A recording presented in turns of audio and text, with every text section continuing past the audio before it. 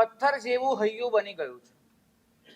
કદાચ હતું બહુ કોમળ, પણ દુનિયાદારીમાં જેમ જેમ આગળ વધતા ગયા તેમ તેમ દુનિયાએ જે ખ્યાલો આપ્યા, આપણે વધુ ને વધુ પથ્થર બનતા ગયા.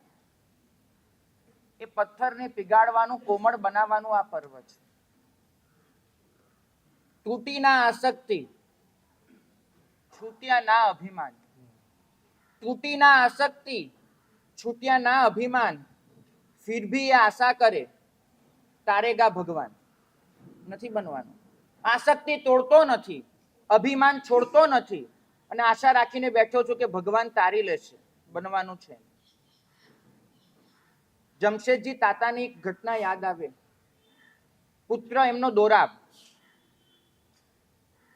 જમશેદજી તાતા મરણ પથારીએ, દોરાબ એમની પાસે બેઠા છે.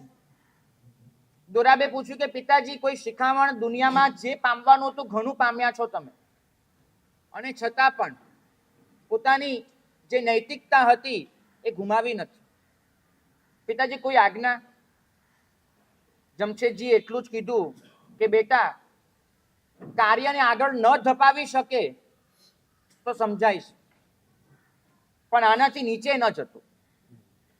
આગળ ન લઈ જઈ શકે તો ચાલશે, નીચે ન લઈ જતો. ભલે પર્વત ના ચડી શકે, ખીણમાં ના ઉતરતો. પર્વત ન ચડે સમજાય છે, ખીણમાં નહીં ઉતરતો.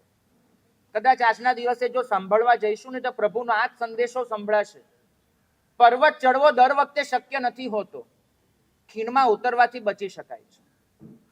આપણે આ પાપ કરી કરીને આપણા હૈયાને જે કઠોર અને નઠોર બનાવી દીધું છે, દિવસે ને દિવસે ખીણમાં ઉતરતા જઈએ છીએ, અંધાર ભરેલી ખીણમાં. જ્યાંથી બહાર કેમ નીકળવું કદાચ આપણને ખુદને જ સમજાતું નથી.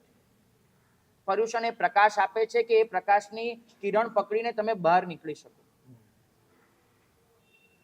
મને ખ્યાલ છે દુનિયા હંમેશા એમ કહે છે કે તું ભોળો બનીશ, દુનિયા તને લૂંટી જશે. તું નમ્ર બનીશ, દુનિયા તને દબાવી દેશે. તું સરળ બનીશ, દુનિયા તને છેતરી જશે. તું ગુસ્સો નહીં કરે, તું શાંત બનીશ, દુનિયા તને દબાવી દેશે.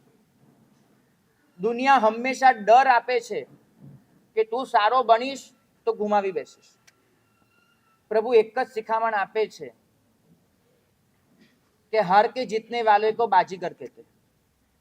જીતીને તો બધા જ જીત્યા, તમે હારીને જીતી બતાડો. દુનિયાની નજરે જે હારવાનું છે, પ્રભુની નજરે એ જ જીતવાનું છે.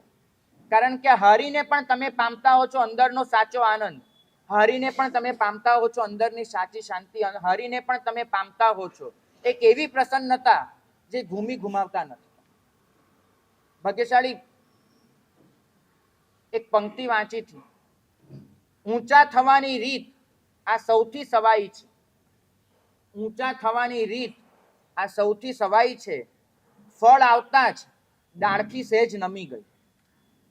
કેરી જેમ લચકતી જાય, ડાળખી નમતી જાય. જીવનના તબક્કે તબક્કે તમારી પાસે જેમ જેમ આવતું જાય, તમે વધુ ને વધુ નમ્ર થતા જાઓ. આપણે કઠોર અને નઠોર થવામાં સમજીએ છીએ કે આપણે ઊંચા બન્યા. પ્રભુ કહે છે જેટલા નમ્ર બનશો એટલા જ તમે ઊંચે ચડવાના.